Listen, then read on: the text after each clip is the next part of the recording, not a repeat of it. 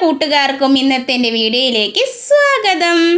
രാവിലെ തൊട്ട് ഉച്ച വരെയുള്ള വിശേഷങ്ങളാണ്. അപ്പോൾ എൻ്റെ ചാനൽ ആദ്യമായി കാണുന്നവരുണ്ടെങ്കിൽ ഒന്ന് സബ്സ്ക്രൈബ് ചെയ്ത് വേണം കാണുവാൻ.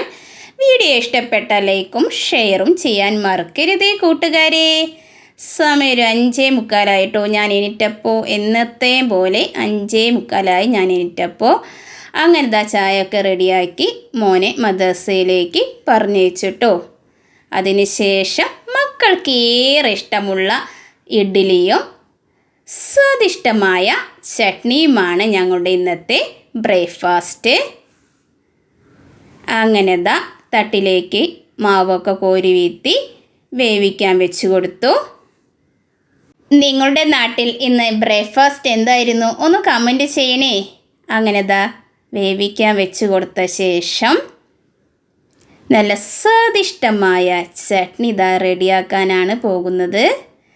അപ്പോൾ അതിനുള്ള അരപ്പൊക്കെ റെഡിയാക്കി വെച്ചിട്ടുണ്ട്. അങ്ങനെ അടുപ്പത്തേക്കൊരു ചീഞ്ചട്ടി വെച്ച് കൊടുത്തു. പാകത്തിന് വെളിച്ചെണ്ണയും പിന്നെ വറ്റൽമുളക് കറിവേപ്പിലയൊക്കെ ഇട്ട് ചട്നി തൂളിച്ചു. അങ്ങനെ ഞങ്ങളുടെ സ്വാദിഷ്ടമായ ചട്നി റെഡി ആയിട്ടുണ്ട്.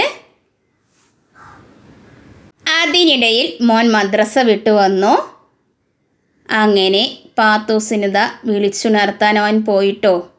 അവൾ ഭയങ്കര ഒച്ചയും ബഹള, രണ്ടാളും കൂടി ഭയങ്കര തല്ലൂട്ടത്തിലാണ്. അതിനിടയിൽ ചോറിനുള്ള അരിയൊക്കെ അടുപ്പത്തിട്ടു. തുണികളൊക്കെ ഒന്ന് കറക്കി മിഷ്യത്തിലിട്ടൊന്ന് കറക്കിയ ശേഷം ഇഡ്ഡലിയൊക്കെ റെഡി ആയിട്ടുണ്ട്. അങ്ങനെ ഞങ്ങളുടെ പഞ്ഞി പോലത്തെ ഇഡ്ഡലിയാണ് കേട്ടോ, നല്ല സോഫ്റ്റായ. അങ്ങനെ ഞങ്ങളുടെ ബ്രേക്ക്ഫാസ്റ്റായ പഞ്ഞി പോലത്തെ ഇഡ്ഡലിയും സ്വാദിഷ്ടമായ ചട്നിയുമാണ് ഞങ്ങളുടെ ഇന്നത്തെ ബ്രേക്ക്ഫാസ്റ്റ് റെഡിയായി. അതിനുശേഷം മോനുള്ള ബ്രേക്ക്ഫാസ്റ്റ് മേശപ്പുറത്ത് കൊണ്ടുവന്ന് വെച്ചു. അങ്ങനെ മോൻ ഫുഡൊക്കെ കഴിച്ചതാ സ്കൂളിൽ പോയി.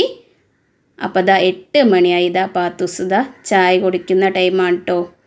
അങ്ങനെ ചായയൊക്കെ കൊടുത്ത ശേഷം ചോറൊക്കെ വെന്തിട്ടുണ്ട്. അപ്പോൾ അതൊക്കെ ഒന്ന് വാർത്ത് വെച്ചു. അതിനുശേഷം പാത്തൂസിനുള്ള യൂണിഫോം ഒരുക്കി വെച്ചു. അങ്ങനെ അവളെ സുന്ദരി കുട്ടിയാക്കാനുള്ള എല്ലാ ഐറ്റംസും കൊടുന്ന് വെച്ചിട്ടുണ്ട്. അങ്ങനെ പാത്തൂസ് ഒരുങ്ങി. അങ്ങനെ ഫുഡ് കൊടുക്കാൻ കേട്ടോ. വളരെ മടിയാണ്, വായലൊക്കെ പിടിച്ചിങ്ങനെ കുറേ നേരം നിൽക്കും. അങ്ങനെയൊക്കെ ഫുഡൊക്കെ കഴിച്ച് വന്നപ്പോഴുണ്ട് സമയം 9:30 മണിയായി. അങ്ങനെ മോളുടെ സ്കൂൾ ബസ്സിൻ്റെ ടൈമൊക്കെ കഴിഞ്ഞ് പോയി. അപ്പോൾ മോളെ ഒരുക്കി നിർത്തി. അങ്ങനെ അവൾക്കുള്ള ഫ്രൂട്ട്സൊക്കെ റെഡിയാക്കി വെച്ചു. അങ്ങനെ ബാഗിലാക്കിയ ശേഷം ഞാനും പാത്തൂസും കൂടി സ്കൂളിലേക്ക് നടക്കുകയാണ് കേട്ടോ. പാത്തൂസ് നല്ല വിഷമത്തിലാണ് നടക്കുന്നത് ആലോചിച്ചിട്ട്. അങ്ങനെ എൻ്റെ മോള് സ്കൂളിലെത്തി. അങ്ങനെ മോളെ ക്ലാസ് റൂമിലൊക്കെ ആക്കിയ ശേഷം ഞാൻ അവിടെ നിന്ന് തിരിച്ചു.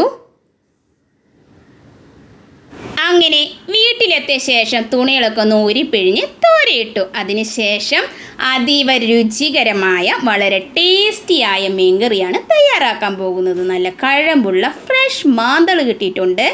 അപ്പോൾ അതിനാവശ്യമായ സാധനങ്ങൾ തക്കാളി, ഇരുമ്പാമ്പുളി, ഇഞ്ചി, പച്ചമുളക്, അങ്ങനെ ചെറുള്ളി ചതച്ച് വെച്ചിട്ടുണ്ട്. പിന്നെ മീനൊക്കെ നന്നാക്കി കഴുകി വൃത്തിയാക്കി വെച്ചിട്ടുണ്ട്. കുറച്ച് മിളകൊക്കെ പുരട്ടി സെറ്റാക്കി വെച്ചിട്ടുണ്ട്. അങ്ങനെ അടുപ്പിലേക്ക് ഒരു ചട്ടി വെച്ച് കൊടുത്തു. പാകത്തിന് വെളിച്ചെണ്ണ ഒഴിച്ച് കൊടുത്തു. അതിനുശേഷം ചെറുള്ളിക്കുട്ടനെ ഇട്ട് കൊടുത്തു. എന്നിട്ടോ പച്ചമുളകും ഇഞ്ചിയും തക്കാളിയൊക്കെ ചേർത്ത് കൊടുത്ത് നന്നായി അങ്ങോട്ട് വഴറ്റി കൊടുത്തു. എന്തൊക്കെയുണ്ട് വിശേഷം? എല്ലാവരും സുഖമായിരിക്കുന്നു. അതിനുശേഷം പൊടികൾ ചേർത്ത് കൊടുക്കാവുന്നതാണ്. പാകത്തിന് മുളക് പൊടിയും മഞ്ഞൾപ്പൊടിയും തരി മല്ലിപ്പൊടിയും ചേർത്ത് കൊടുത്ത് നന്നായി അങ്ങോട്ട് വഴറ്റി കൊടുക്കണം.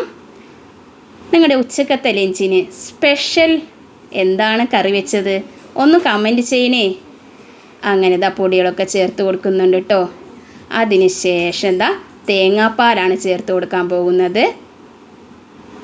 അങ്ങനെ അതൊക്കെ ചേർത്ത് കൊടുത്ത ശേഷം ഇരുമ്പാമ്പുളി ചേർത്ത് കൊടുത്തു.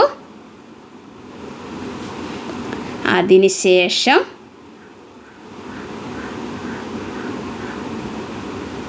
പുളി പിഴിഞ്ഞത് ഒഴിച്ചു കൊടുത്തു പാകത്തിന്.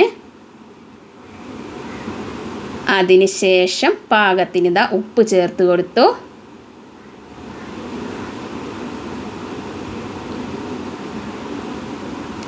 അതിനുശേഷം ഒന്ന് ചാറൊക്കെ കുറുകി സെറ്റായി വരുന്നുണ്ട്.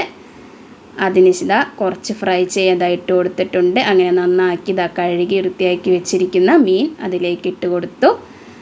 അങ്ങനെ ചാറൊക്കെ കുറുകി സെറ്റായി വന്നിട്ടുണ്ട്. കറിയൊക്കെ വെളിച്ചെണ്ണ ഒഴിച്ച് താളിച്ചു.